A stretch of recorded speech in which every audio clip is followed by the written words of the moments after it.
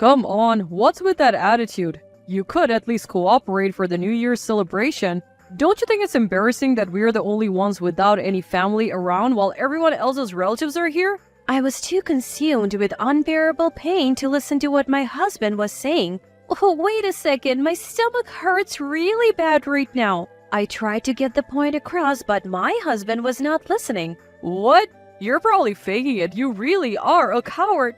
Please, it really hurts. If I have to go to the hospital, I won't be able to take care of our daughter. Come home now. Seriously, cut it out.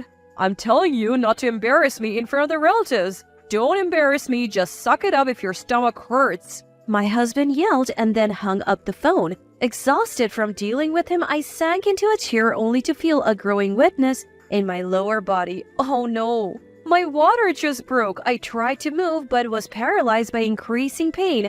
I have to deal with the water breaking, but what about my daughter? I was pondering this when my daughter walked into the room concerned. What's wrong, Mom? My name is Jennifer, a 35-year-old office worker. I live with my husband, John, also an office worker, and our third-grade daughter, Sarah. I had my daughter when I was 24 and haven't been pregnant since, so I thought I wouldn't have another child. However, I'm pregnant again after 9 years and due this January. As unexpected as this timing is, it's a joyful event that makes my heart race. My daughter is also beyond excited to have a new sibling. Sarah will help out, she says it with such joy. But there is one person who's not thrilled about this pregnancy. My husband, John. I'm currently on maternity leave, and while I'm at home, he can't help but make snide comments about how I'm not making money yet still costing him. Excuse me? Whose child does he think this is? I'm pregnant with your baby. I'm on paid leave. I hold back from saying anything, otherwise his pride gets triggered and he becomes furious. So I'm brushing off the sarcastic remarks from my husband, but lately, my daughter has been stepping in to respond in my place. Taking after someone, my daughter is quite the eloquent speaker, and my husband is being out-talked by our 9-year-old daughter. Mom's taking time off to have a baby, she says. Dad, you have no idea how hard childbirth is. You should be supporting her. Mom has been doing housework even while pregnant. Why can't you say such terrible things to Mom, Dad? Whenever she hits him with logic, he flushes red and retreats to his room. Thanks to her, I have been spared from John's nagging, which has been a relief. Sarah has even been reading books on pregnancy and childbirth, educating herself on the topic. I am so proud of how smart she's becoming. Still, it feels wrong to let our daughter witness our marital disputes. Of course, she would prefer if her parents got along. While I'm glad she's on my side, I can't shake off the guilt about John, who's usually out working, so I make sure to at least do all the housework flawlessly. In the midst of all this, an incident that would spark major tension arose. My husband loves his family home. He goes back for Thanksgiving and New Year's celebrations and pretty much any other occasion. I would be fine if he went alone, but he always insists I come along. It's your duty as my wife. Don't embarrass me. The whole family is there. He would say stuff like this, dismissing my feelings, and drag me along. It's a 6-hour drive to his parents' house, so a day trip is out of the question. We have to stay overnight. His family has even said to me, we understand it's a lot, so just come for Thanksgiving and New Year's. But my husband would counter, don't you care about my family? Why do we have to go every time? Even your mom understands. And isn't it a bit too much? Even when I say this, he argues. It's where I grew up. Showing up with my wife and kids is how I honor my parents. Are you trying to get in the way of that?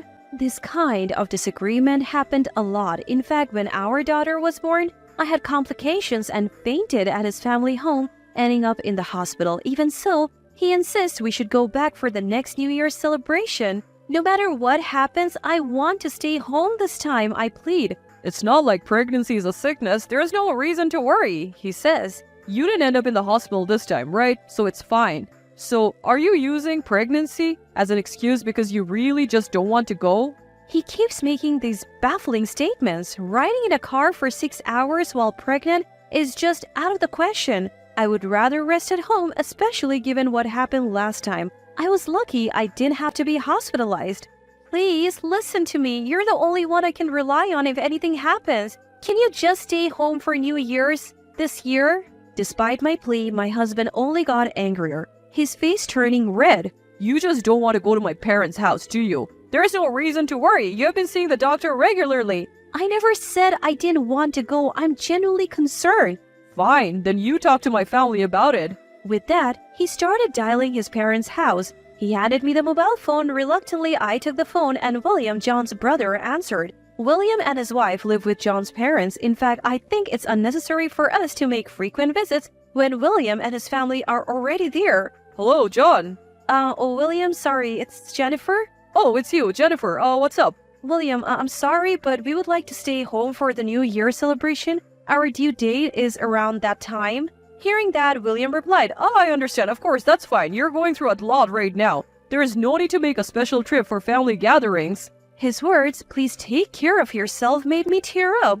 William continued with kind words. We should have been more considerate last time. I'm sorry. We should have stopped you from coming in the first place, considering your condition. No, it was my fault. Don't say that, Jennifer. You're the one who is going through the most. It's only natural for everyone to be considerate of you. Let us know if there's anything we can do to help. We are just as happy to have a new addition to the family, you know?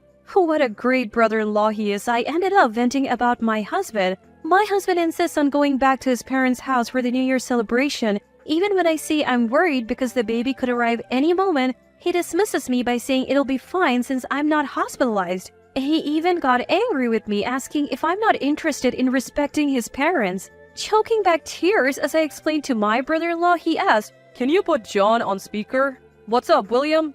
John, you're planning on taking Jennifer to your parents' house for the New Year celebration, right? Yeah, I am, and yet Jennifer is being stubborn and doesn't want to go. Do you even understand why Jennifer doesn't want to go to your parents' house? Huh? It's probably because she finds it awkward at my parents' place, isn't it? She's just being selfish. My husband's rude remark angered my brother-in-law. Have you forgotten what happened last time? What will you do if the same thing happens again? When Jennifer collapsed and was hospitalized, we were genuinely worried. We were relieved that nothing serious happened. Do you think it's fine this time? Are you a doctor? The symptoms Jennifer was diagnosed with last time could be life-threatening for both her and the baby. How would you take responsibility if something happened to Jennifer or the baby, and you say it's okay to go, but that's a 6-hour drive? What if Jennifer suddenly falls ill and loses consciousness on the highway? How many minutes would it take for an ambulance to get there? Are you really thinking about Jennifer and the baby's safety? Even a child knows what's more important between a family visit and the birth of your child. Finally, my husband calmed down after hearing all this from my brother-in-law. My husband's face turns pale. Seriously, he's a terrible husband if he doesn't understand the gravity of the situation until I spell it out for him. Then my brother-in-law graciously says, I'm really sorry for the trouble my brother has caused you. I apologize on his behalf. Please enjoy the New Year at home. I'll let the rest of the family know. My husband mumbles, William worries too much, with an uncomfortable look on his face. From now on, I'll consult my brother-in-law before listening to my husband. Thanks to my brother-in-law's stern words, I was able to relax at the beginning of December despite the pre-birth drama. But as the end of the month approaches, my husband starts complaining about not being able to go to his parents' house.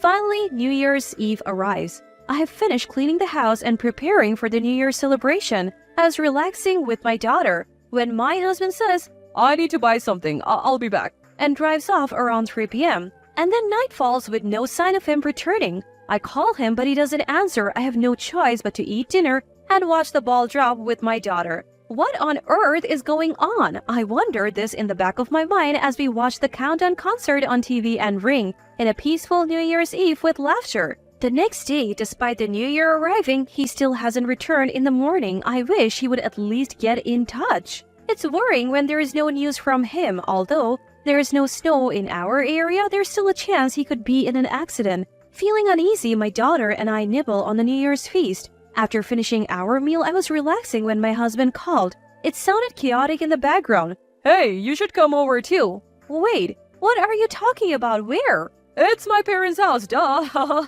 Seriously?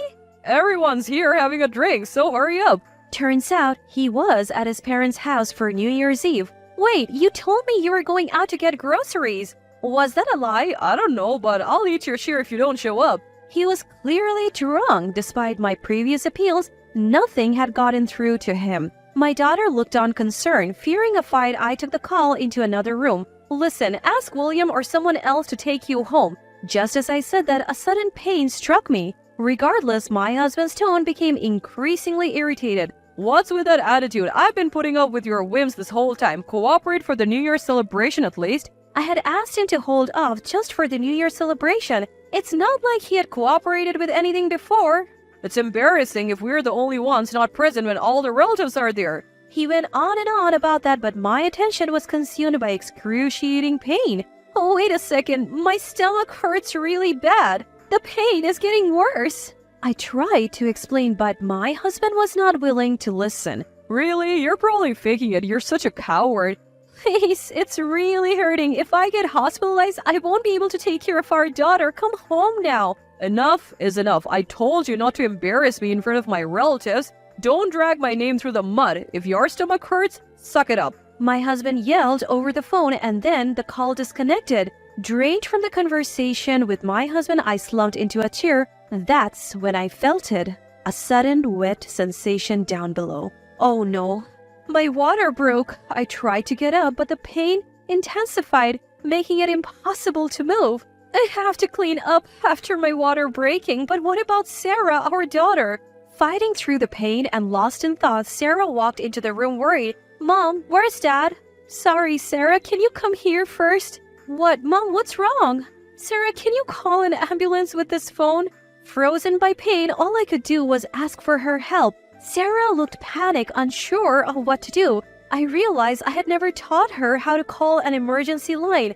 I had to tell her how to do it while I'm still conscious. Just then, Sarah said, I'm going to get the neighbor. And she dashed out of the house. After a minute, our neighbor arrived. Sarah knew she couldn't handle it and immediately called an adult for help. Jennifer, are you okay? I'm calling an ambulance right now. Our neighbor did just that, and in that moment, I was grateful for having such a supportive community. Sarah held my hand and rubbed my back until the ambulance arrived. During the ride, our neighbor contacted my parents. Finally, the ambulance got there. I gave birth later that day. The next day, both parents arrived at the hospital. It's a healthy baby boy born a bit early. Tried reaching out to my husband but couldn't get through. He never showed up. He finally comes on January 3rd, brought by my brother-in-law. Brother-in-law apologized to me even though it wasn't his fault. Sorry, we're late bringing my brother here, he says. He had his phone off since New Year's and didn't realize you were going through all this. Brother-in-law is apologizing while the person who should be apologizing is sulking beside him. Turns out my dad had been trying to call my husband's cell but couldn't get through, so he finally reached him on our home phone. William, I appreciate you coming, but I don't want to see my husband right now. I'm even considering divorce, I say. At this, my previously sullen husband looks up, eyes wide. What? You're getting too full of yourself. Who do you think you are talking about divorce? Brother-in-law is stunned. Hey, John, what are you saying? But my husband keeps insulting me. She's just being dramatic. She probably just wants us to worry about her. Just then, the door to the hospital room opens. What's going on here? It's my dad, Thomas. Oh, Thomas? My husband looks shaken at his arrival. Dad had just taken my daughter out for lunch. John, is this how you speak to my daughter regularly? Answer me clearly. My husband straightens up at my father's angry voice. You accused her of faking it while she was in so much pain? Her water broke. Can you still say that looking at Jennifer now? Enough. She'll be recuperating at my house for a while, and you are not seeing her or the baby until further notice, understand? So you get it now? Seems like my husband finally understood the mess he's made. What's gonna happen when I'm at work? Who's gonna take care of me? I take that back. He's still as useless as ever. Take care of yourself. Our daughter managed to work and handle house chores before going on maternity leave, didn't she? If you're an adult, act like one. My father shouted. My husband still had more complaints, but my brother-in-law intervened. I'm really sorry for my brother's actions. Congratulations on the new arrival. Please accept this gift, even though it's late and not much. My brother-in-law handed us a generous baby gift and then left, taking my husband with him. Dad, I'm really sorry for causing you trouble. When he came to ask for your hand in marriage, I thought he was a more reliable man. After that, I took some time to recover at my parents' home. Good thing my daughter was on winter break. After about 2 weeks, my dad and I went back to the home where my husband was. We left our new baby and daughter with my mom. Finally, face to face with my husband, the house was just as I had feared, dirty and dusty. He had been living off fast food. The empty boxes filled multiple trash bags. My father and I sat down with him in the living room. I'll get straight to the point. I want a divorce. I pushed the divorce papers towards him. You serious about divorce? You can't even say thank you or well done for giving birth. Well, you're a mom. Isn't giving birth just part of the job? My husband spat out the words almost immediately after the conversation began. My father's face grew increasingly stern. My husband continued to spout nonsense. I just found out it's a boy. Well, then I don't want a divorce. I've always wanted a son. I'll raise him to be a baseball player. You know, Ichiro became a huge star practicing with his dad. I want to do that kind of stuff. I was so dumbfounded I couldn't even speak. What does he think his own children are? Ichiro's father never saw his son as a cash cow, unlike you. Unable to stand our silence any longer, the living room door burst open. I tried to wait until the right moment to intervene, but I can't stand this anymore. In came mother-in-law. My husband was shocked by her sudden entrance. John, get a grip. Who do you think enables you to go to work stress-free? Who's taking care of the kids instead of you? Who's cooking every day? Do you have any idea who keeps this household running? It's all thanks to Jennifer. In fact, this house falls apart when Jennifer gone for just 2 weeks. You're sorely lacking in gratitude. Realize how blessed you have been. No more troubling Jennifer. Divorce is the only option. Mother-in-law yelled and my husband cowered and finally signed the divorce papers. And so my divorce was finalized. Through my lawyer, I secured child support payments for both my daughter and son. As for my ex-husband, he was forcefully taken back to his parents' house and is now being put to work by his parents and brother-in-law. He's apparently complaining daily about wanting to escape. How ironic that a man who used to love going home is now saying the exact opposite. Meanwhile, I have successfully returned to work after maternity and parental leave. Thanks to my in-laws' consideration, I got to keep the house I had been living in with my ex-husband as part of the property settlement. I am genuinely grateful for the kindness of my in-laws who didn't want to make my daughter feel lonely by transferring schools. As for my daughter, she has had enough of her dad and promptly refused to see him after the divorce. I have no intention of letting my son see him either. I'll let his family work on straightening out his twisted personality. If the day ever comes when he changes his ways and the kids want to see him, I might consider it, but the day might never come. No matter what, I'm committed to raising my children to be responsible individuals. I'll continue to work hard every day, all for you, my precious ones.